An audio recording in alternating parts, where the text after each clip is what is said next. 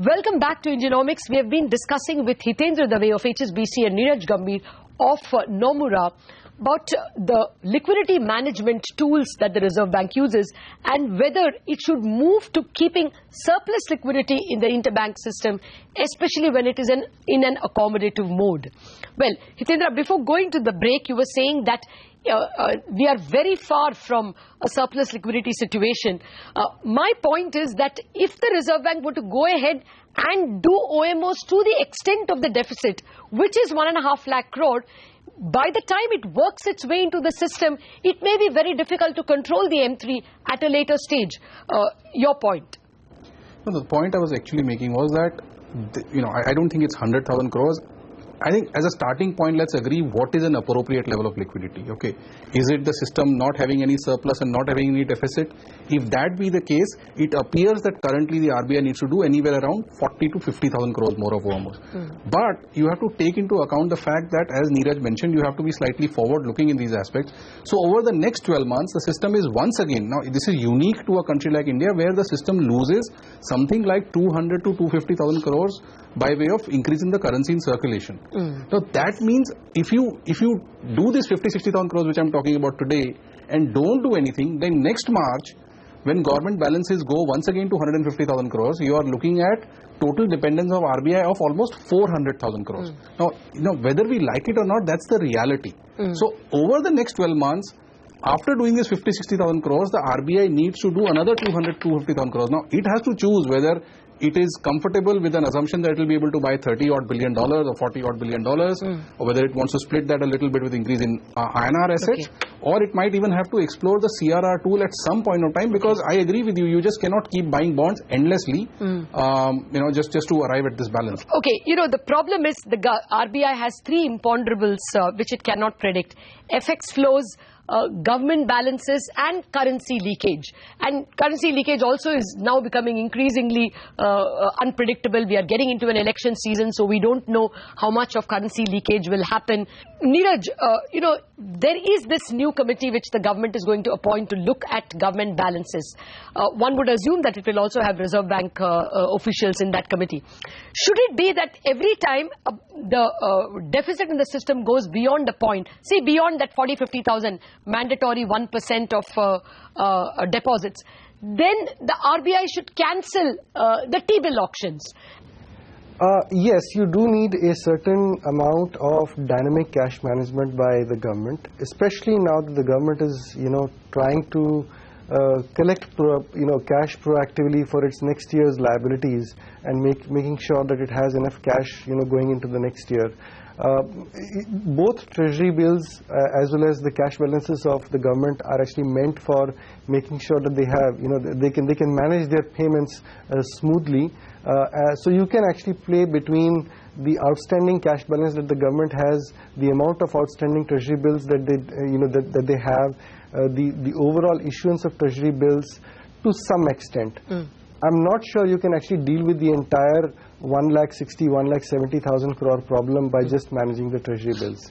The challenge is that a system which needs about 4 lakh crores of RBI balances, CRR, the moment it starts going into a more than 1 to 1.5 lakh crore of dependence on Reserve Bank for overnight liquidity or for daily liquidity, starts having its own problems which then need to be addressed through a large amount of injection by RBI. So we need a little bit more, more management by the government of its cash balances than just doing it. Treasury bills obviously are required, but I think it does require a little bit more than that. Okay. Hitendra, what would be your message or request to this new committee that is going to be formed? Oh, I actually, on the government balances part, I am not very fast. I think what the RBI is doing currently is quite okay. Whenever they find that government has taken money away from the banking system of 50,000 crores, they announce 50,000 crores of repos. So what the system is losing is uncollateralized deposits and replacing it with collateralized borrowings. And presumably, I think the challenge has become, because the government in the last 4-5 months has run consistent balances, these so-called frictional or temporary outflows have actually acquired a semi-permanent kind of characteristic. But I think from this committee, because even if they were to auction it out, we would have to pay for or bid for it, etc.